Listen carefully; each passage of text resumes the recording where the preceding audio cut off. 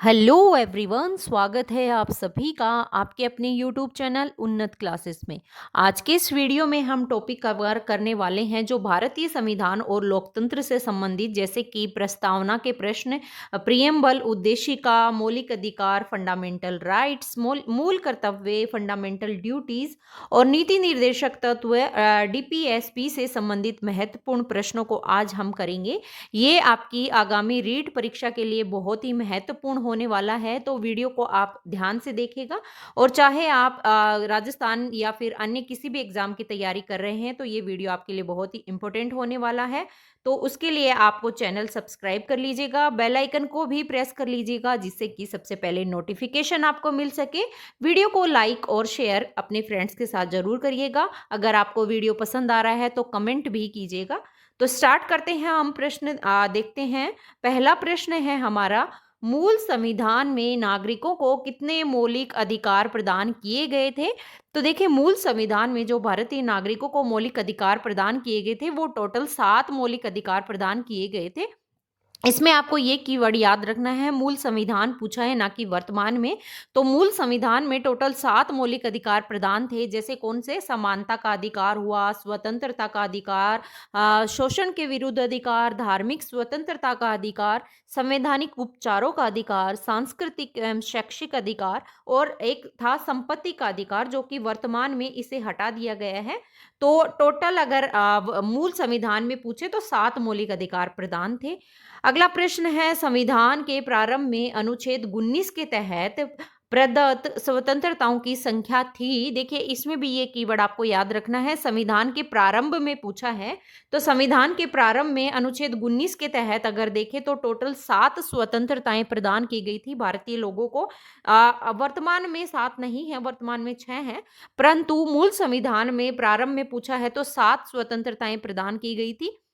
जैसे कौन कौन सी? भाषण एवं अभिव्यक्ति की स्वतंत्रता, शांतिपूर्ण सम्मेलन की स्वतंत्रता, संगठन बनाने की स्वतंत्रता, निवास की स्वतंत्रता, व्यवसाय की स्वतंत्रता, संचरण की स्वतंत्रता। तो ये स्वतंत्रताएं अनुच्छेद 19 के तहत आती थी। अगला प्रश्न है, संविधान की उद्देशिका में कितनी बार संशोधन किया जा चुका है? तो जो भारत की संविधान की प्रस्तावना है उसमें अभी तक सिर्फ एक बार संशोधन हुआ है, तो ये आपको ध्यान में रखना है। अगला प्रश्न है, संविधान के अनुच्छेद 19 में प्रदत्त स्वतंत्रताओं पर राज्य द्वारा किन आधारों पर युक्त प्रतिबंध आरोपित किए जा सकते हैं? अगर इनका उल्लंघन हो तो इन के ऊपर प्रतिबंध लगाया जा सकता है। अगर देश की संप्रभुता, अखंडता एवं उसकी रक्षा हेतु अगर कोई भी इसका दुरुपयोग करता है तो उस पर प्रतिबंध लगाया जा सकता है। तो देश की संप्रभुता, अखंडता की रक्षा करना हमारा दायित्व है। विदेशी राज्यों से संधियों एवं मैत्रीपूर्ण संबंधों के संरक्षण हेतु, लोक व्यवस्था एवं शिष्टाचार बनाए रखने हेतु, इन सभी के अगर कोई इनका दुरुपयोग करता है या फिर दोषी पाया जाता है तो प्रतिबंध लगाया जा सकता है। तो इन सभी कारणों के कारण अनुच्छेद 19 के अंतर्गत स्वतंत्रताएं प्रदत्त है, उसके में प्रतिबंध आरोपित किए जा सकते हैं। अगला प्रश्न है, 14 वर्ष तक की आयु के बच्चों को निःशुल्क एवं अनिवार्य शिक्षा प्राप्त करने का मूल अधिकार 2002 में किस अनुच्छेद के तहत प्रदान किया गया था? तो देखिए, जो 14 वर्ष तक के बच्चों को निःशुल्क और अनिवार्य शिक्षा प्रदान करने का जो अनुच्छेद आया था वो अनुच्छेद 21 के अंतर्गत ये प्रावधान है। 21A के अंतर्गत आप कह सकते हैं, या फिर ए बी। तो इसके अंतर्गत ये प्रावधान है कि 14 वर्ष तक के बच्चों को निःशुल्क और अनिवार्य शिक्षा प्रदान की जाए, उनका मूल अधिकार है ये। अगला प्रश्न हम देखते हैं, भारतीय संविधान का कौन सा अनुच्छेद देश के नागरिकों को कानून के समक्ष समानता प्रदान करता है? तो कानून के समक्ष समानता प्रदान करता है अनुच्छेद 14, जिसके अंतर्गत देश के नागरिकों को कानून के समक्ष समानता का अधिकार प्राप्त है। अगला प्रश्न है, संसद संविधान के अध्याय 3 मौलिक अधिकारों में संशोधन नहीं कर सकती है, उच्चतम न्यायालय ने किस मामले में ऐसा निर्णय दिया था? तो देखिए, संसद संविधान के अध्याय 3 यानी मौलिक अधिकार में संशोधन नहीं कर सकती, उच्चतम न्यायालय ने ये जो मामला दिया था ये गोलकनाथ बनाम पंजाब सरकार 1967 के अंतर्गत ये निर्णय दिया था। अगला प्रश्न है, संपत्ति के मूल अधिकार को अध्याय 3 से पृथक करने वाला संविधान संशोधन कौन सा था? तो देखिए संपत्ति का जो मूल अधिकार था उसको कौन से संविधान संशोधन 44वां संविधान संशोधन जो हुआ था इसके अंतर्गत हटा दिया गया था अध्याय 3 से। 44वां संविधान संशोधन कब हुआ था? 1978 में हुआ था, जिसमें संपत्ति के मूल अधिकार को मौलिक अधिकारों की श्रेणी से हटा दिया गया था। अगला प्रश्न है, मताधिकार की आयु 21 वर्ष से घटाकर 18 वर्ष कब की गई थी? कौन से संविधान संशोधन के तहत की गई थी? तो देखिए मताधिकार की जो आयु है वो 21 वर्ष से घटाकर 18 वर्ष जो की गई थी वो 61वें संविधान संशोधन के अंतर्गत की गई थी। 18 वर्ष तक की आयु का कोई भी व्यक्ति मत देने का उसे अधिकार प्राप्त होगा, तो ये 61वें संविधान संशोधन के अंतर्गत हुआ था। अगला प्रश्न है, संपत्ति के मूल अधिकार से संबंधित अनुच्छेद था। तो संपत्ति के मूल अधिकार से संबंधित अनुच्छेद 31 आता है, जिसमें संपत्ति का मूल अधिकार का उल्लेख है। अगला प्रश्न है हमारा, वर्तमान में संविधान के अनुच्छेद 19 द्वारा नागरिकों को कितनी स्वतंत्रताएं प्रदान की गई हैं? तो हमने क्वेश्चन पहले उसमें देखा था कि जो स्टार्टिंग में कितनी स्वतंत्रताएं प्रदान थी अनुच्छेद 19 के अंतर्गत, तो वो 7 थी, लेकिन वर्तमान में अगर देखें तो 6 स्वतंत्रताएं प्रदान हैं। वो स्वतंत्रताएं मैंने आपको बताई थी, जैसे भाषण और अभिव्यक्ति की स्वतंत्रता है, निवास की स्वतंत्रता है, व्यवसाय की स्वतंत्रता है, शांतिपूर्ण सम्मेलन की स्वतंत्रता, संगठन बनाने की स्वतंत्रता और आबाद संचरण की स्वतंत्रता। ये 6 स्वतंत्रताएं वर्तमान में भारतीय नागरिकों को प्राप्त हैं। अगला प्रश्न है हमारा, संविधान के किस अनुच्छेद में उच्चतम न्यायालय को नागरिकों के मूल अधिकारों का प्रहरी बना दिया है? तो संविधान के जो अनुच्छेद है उसमें उच्चतम न्यायालय को नागरिकों का मूल अधिकारों का प्रहरी बनाया है। अनुच्छेद 32 जो है ना वो इसके अंतर्गत आता है। 32 के अंतर्गत उच्चतम न्यायालय के नागरिकों को मूल अधिकारों का प्रहरी, इसमें रिट जारी होती है जिससे नागरिक अपनी जो समस्या है उच्चतम न्यायालय में पेश कर सकते हैं। तो अनुच्छेद 32 के अंतर्गत ये आता है।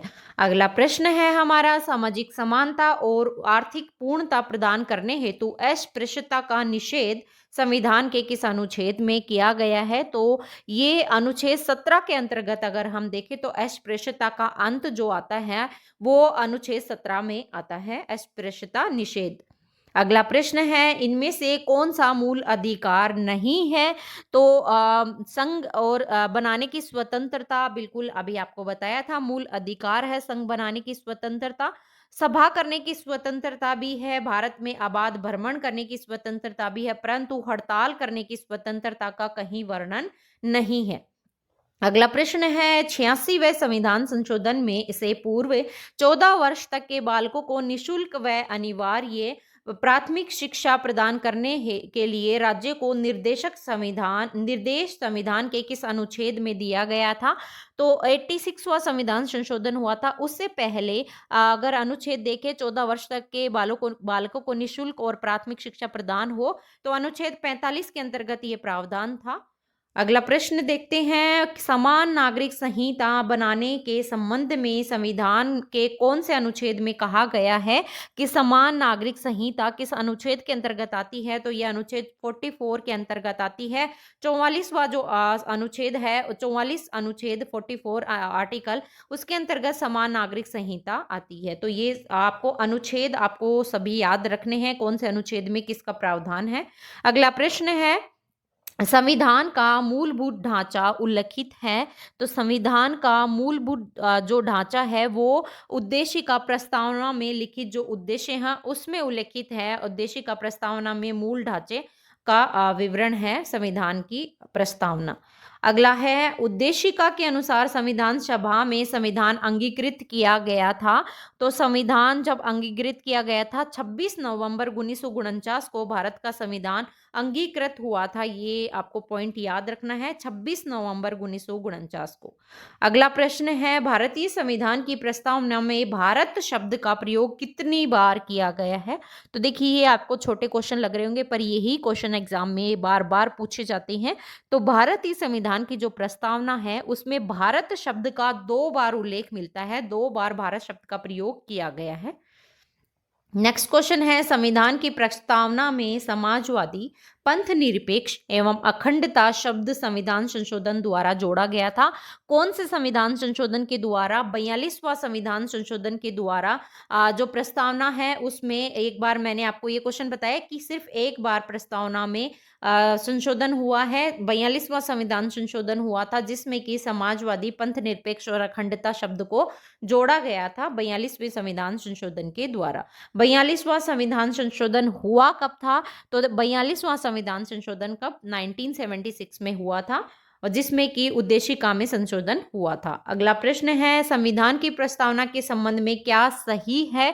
तो संविधान की प्रस्तावना के संबंध में ये है, न्यायालय के द्वारा परिवर्तनीय नहीं है। बिल्कुल यही पॉइंट एकदम सही है कि प्रस्तावना में न्यायालय द्वारा कोई परिवर्तन नहीं किया जा सकता है। अभी तक सिर्फ इसमें एक बार संशोधन हुआ है, तो ये पॉइंट इसका सही हो जाएगा कि प्रस्तावना में जो है न्यायालय द्वारा कोई परिवर्तन नहीं किया जा सकता। अगला प्रश्न है, संविधान की प्रस्तावना के शब्दों का सही अनुक्रम है? तो संविधान की प्रस्तावना में जो सीक्वेंस है, प्रस्तावना में शब्द हैं, उसमें संप्रभुता, समाजवाद, धर्मनिरपेक्ष, लोकतंत्र, गणराज्य या गणतंत्र सम्मिलित है। तो ये देखते हैं कौन से ऑप्शन में है। तो ऑप्शन नंबर 3 में दिया गया है संप्रभु, समाजवादी, धर्मनिरपेक्ष, लोकतंत्रात्मक गणराज्य की प्रस्तावना में ये स्टार्टिंग में ही दिया गया है कि भारत एक संप्रभु, समाजवादी, धर्मनिरपेक्ष, लोकतंत्रात्मक गणराज्य है। अगला प्रश्न हम देखते हैं, प्रस्तावना में वर्णित स्वतंत्रता, समानता और बंधुत्व का आदर्श प्रेरित है। तो संविधान में जो प्रस्तावना में संविधान में जो स्वतंत्रता, समानता और बंधुत्व जो नारा आदर्श प्रेरित है वो कहाँ से प्रेरित है? तो ये प्रेरित है फ्रांस की क्रांति से। फ्रांस की क्रांति का जो वाक्य था, फ्रांस की क्रांति का अगर नारा कहें तो यही था, स्वतंत्रता, समानता और बंधुत्व फ्रांस की क्रांति का नारा था। इसे ही प्रस्तावना में आदर्श अगर फ्रांस की क्रांति से लिया गया है, ये प्रस्तावना में वर्णित है। अगला प्रश्न है, संविधान की प्रस्तावना में शामिल है। तो संविधान की प्रस्तावना में क्या क्या शामिल है? तो संपूर्ण प्रभुत्व संपन्न बिल्कुल शामिल है संविधान की प्रस्तावना में। समाजवादी भी शामिल है संविधान की प्रस्तावना में। पंथ निरपेक्ष शब्द का भी उल्लेख है संविधान की प्रस्तावना में। और लोकतंत्रात्मक गणराज्य ये अभी हमने देखे थे, परंतु राजतंत्रीय शासन संविधान की प्रस्तावना में कहीं उल्लेखित नहीं है, तो ये गलत हो जाएगा। तो राइट आंसर इसका अ, ब, स और द हो जाएगा। कौन से ऑप्शन में है? तो ऑप्शन नंबर 3 में ये दिया गया है। नेक्स्ट क्वेश्चन है, संविधान की उद्देशिका में कौन सी स्वतंत्रता शामिल नहीं है? तो संविधान की उद्देशिका में विचार एवं अभिव्यक्ति की स्वतंत्रता दी गई है, धर्म और उपासना की स्वतंत्रता भी है, विश्वास की स्वतंत्रता भी है, आजीविका की कोई स्वतंत्रता इसके अंतर्गत नहीं दी गई है। अगला प्रश्न देखते हैं, संविधान की प्रस्तावना में शामिल है। संविधान की प्रस्तावना में क्या क्या शामिल है? तो संविधान की प्रस्तावना में शामिल है राष्ट्र की गरिमा और एकता। संविधान की प्रस्तावना में शामिल है व्यक्ति की गरिमा और राष्ट्र की एकता, अखंडता। बिल्कुल ये संविधान की प्रस्तावना में शामिल है, व्यक्ति की गरिमा और राष्ट्र की एकता और अखंडता को बनाया रखा।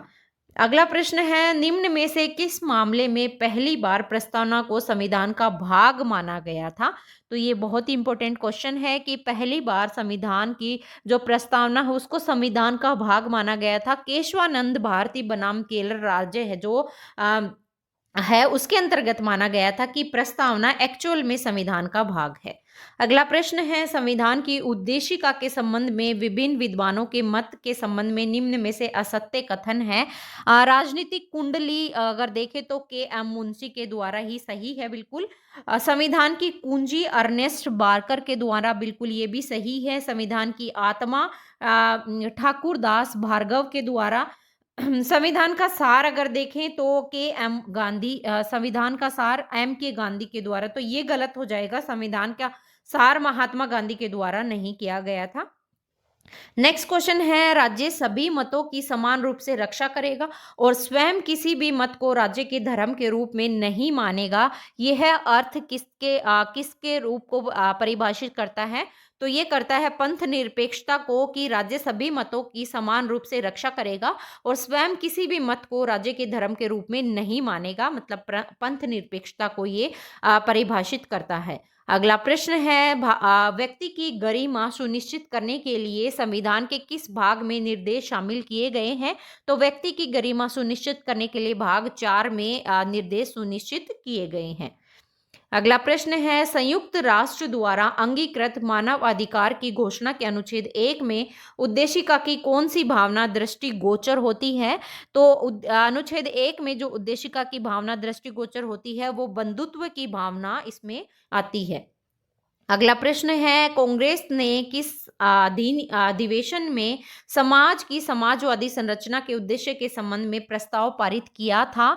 तो कांग्रेस के जिस अधिवेशन में समाज की समाजवादी संरचना का उद्देश्य प्रस्तावित किया गया था वो था अवाड़ी अधिवेशन, जिसके अंतर्गत समाज की समाजवादी संरचना को प्रस्तावित किया गया था। अगला प्रश्न है संविधान में सार्वजनिक वयस्क मताधिकार का प्रावधान किसके लिए किया गया है? तो संविधान में जो वयस्क मताधिकार का प्रावधान है वो किसके लिए? राजनीतिक न्याय के लिए इसका उल्लेख किया गया है कि राजनीतिक न्याय के लिए वयस्क मताधिकार का प्रावधान रखा गया है। नेक्स्ट क्वेश्चन है संविधान की उद्देशिका में वर्णित विचार, अभिव्यक्ति, विश्वास, धर्म और उपासना की स्वतंत्रता हेतु संविधान के किस भाग में प्रावधान है? तो ये सभी जो स्वतंत्रताएं हैं वो कौन से भाग में वर्णित है? भाग 3 में इनका उल्लेख मिलता है। विचार, अभिव्यक्ति की स्वतंत्रता, विश्वास, धर्म, उपासना की स्वतंत्रता भाग 3 के अंतर्गत आती हैं। अगला प्रश्न है संविधान की उद्देशिका को किसके उद्देश्य संकल्प से प्रेरणा मिलती है? तो संविधान की उद्देशिका को पंडित जवाहरलाल नेहरू की उद्देश्य की संकल्पना से प्रेरणा मिली थी।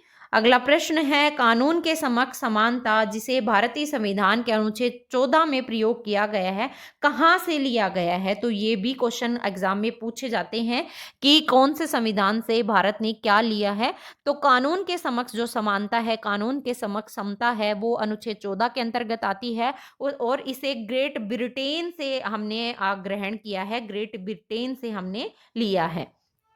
नेक्स्ट क्वेश्चन है भारतीय संविधान की आत्मा है, तो भारतीय संविधान की आत्मा क्या? प्रस्तावना, उद्देशिका, प्रियम्बल भारतीय संविधान की आत्मा कहलाती है।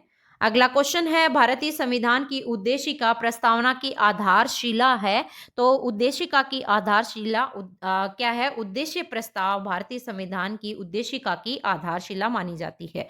नेक्स्ट क्वेश्चन है 42वां संविधान संशोधन 1976 के द्वारा उद्देशिका प्रस्तावना में क्या जोड़ा गया था? तो 42वें संविधान संशोधन 1976 के तहत भारत की संविधान की जो उद्देशिका है, प्रस्तावना है, उसमें समाजवादी, पंथ निरपेक्ष, अखंडता ये शब्द जोड़े गए थे।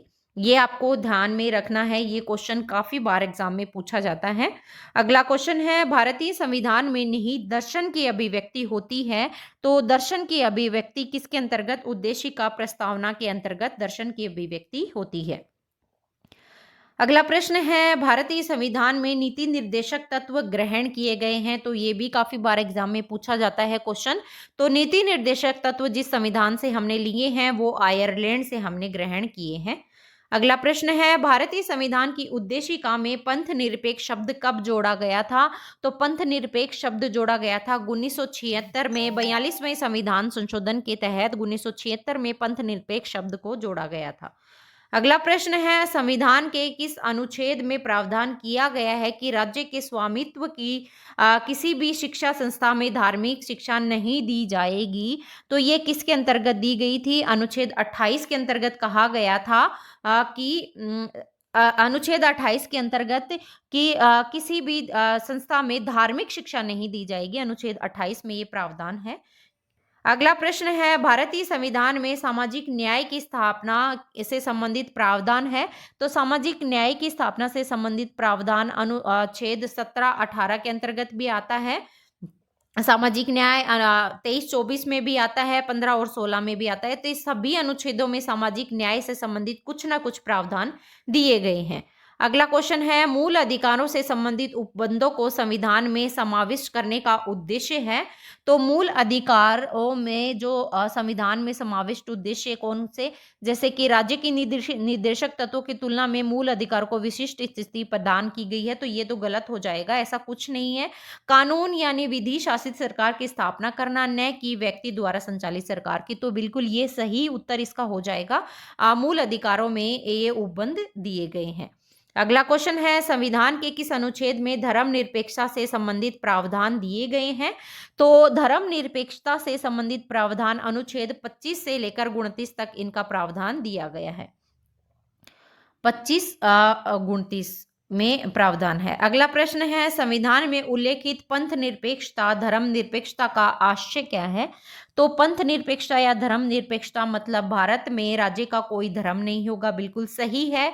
राज्य सभी धर्मों के प्रति तटस्थता और निष्पक्षता का भाव रखेगा, ये भी सही है। राज्य किसी धर्म विशेष को कोई विशेष सहायता नहीं देगा, ये भी सही है। तो ये सभी प्रावधान मतलब सभी किससे संबंधित है, धर्म निरपेक्षता या पंथ निरपेक्षता को परिभाषित करते हैं। अगला प्रश्न है, संविधान का कौन सा अनुच्छेद प्रत्येक धार्मिक संप्रदाय को धार्मिक प्रयोजनों के लिए संस्थाओं की स्थापना करने तथा धर्म विषयक कार्यों का प्रबंध करने की स्वतंत्रता प्रदान करता है। तो कौन सा अनुच्छेद करता है, अनुच्छेद 26 ये प्रावधान करता है कि प्रत्येक धार्मिक स्वतंत्रता को धार्मिक प्रयोजनों के लिए स्वतंत्रता संस्थाओं की स्थापना करेगा और धर्म विषयक कार्यों का प्रबंध करने के लिए स्वतंत्रता प्रदान करता है, अनुच्छेद 26।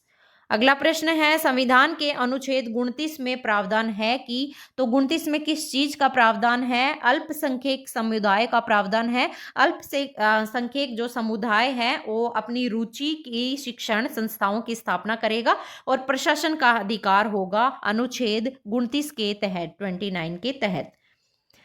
अगला प्रश्न है, भारतीय संविधान के अनुच्छेद 21 का संबंध है। तो भारतीय संविधान के 21 का जो संबंध है वो प्राण व दैहिक स्वतंत्रता का अधिकार अनुच्छेद 21 में उल्लेखित है। ये भी काफी बार एग्जाम में पूछा जाता है, इंपॉर्टेंट क्वेश्चन है। नेक्स्ट क्वेश्चन है, संविधान के अनुच्छेद 51 ए या 51 कै में किसका संबंध, 51 ए या 51 कै का संबंध किससे है, इसमें क्या उल्लेखित है। तो मूल कर्तव्य जो है वो भारतीय संविधान में जो प्राप्त मूल कर्तव्य हैं उनका उल्लेख 51 कै या 51 ए में इनका उल्लेख है। तो ये हमारे आज के महत्वपूर्ण प्रश्न थे भारतीय संविधान से संबंधित। इसमें सारे ही क्वेश्चन मोस्ट हैं, हमने कवर कर लिए हैं। तो आगे आने वाले वीडियोस में ऐसे ही और टॉपिक के क्वेश्चन हम लेके आएंगे, तो प्लीज़ चैनल के साथ जुड़े रहिएगा। अगर अभी तक चैनल को सब्सक्राइब नहीं किया है तो सब्सक्राइब कर लीजिएगा, वीडियो को लाइक और शेयर भी कीजिएगा। तो फिर मिलते हैं हम नेक्स्ट वीडियो में। जय हिंद, जय भारत।